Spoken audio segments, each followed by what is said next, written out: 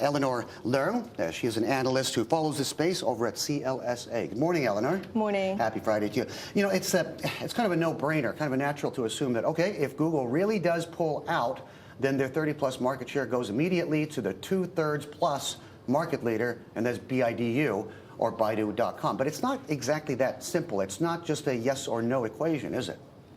I think we applaud for Google's taking a stand in China, but I think that it may be better for them to stay in China.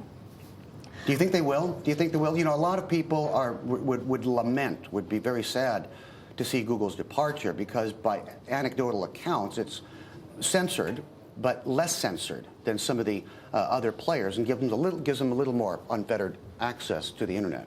Yeah, I think Google is very important for China, but from a China's government perspective, media is still a highly sensitive subject in China. It is unlikely for Chinese government to change their policy for just one company. I think at the margin, the Chinese government may review the policy and make some changes.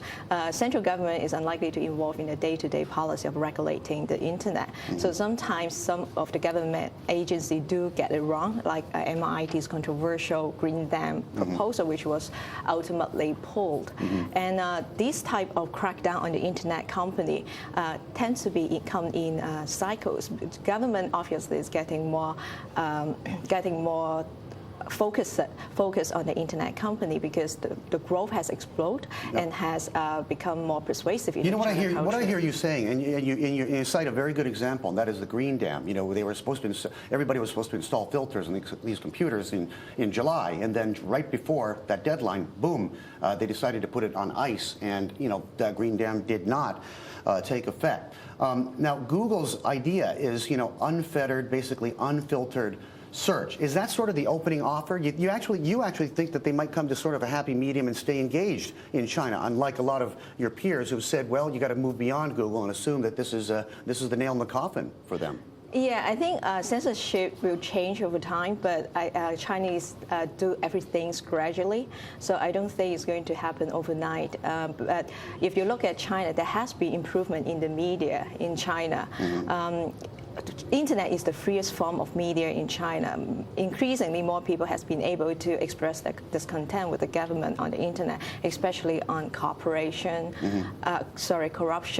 and as well as like high property prices. Things are changing. You know, in the media, already. we've been talking about Baidu. Okay, assuming we have to make some assumptions here. Let's assume that Google loses traction because of this or drags on. Baidu takes the bulk of the market share, but you know, you don't often hear Sohu or Tencent mentioned. These could be beneficiaries as well. They could get some more attention in a more compressed market in China. Can you talk to us about that? Yes, apart from Baidu, Tencent, Sohu, Sogou, Yahoo, Bing, they will all benefit from the departure of Google from China. So, but the thing is, the revenue impact may not be as big as Baidu because Tencent, Sohu, they have a lot of revenues from other businesses such as gaming, online community. So the biggest beneficiary is actually Baidu. And also, if you're excluding Google, actually Baidu is getting 90% of the remaining market share.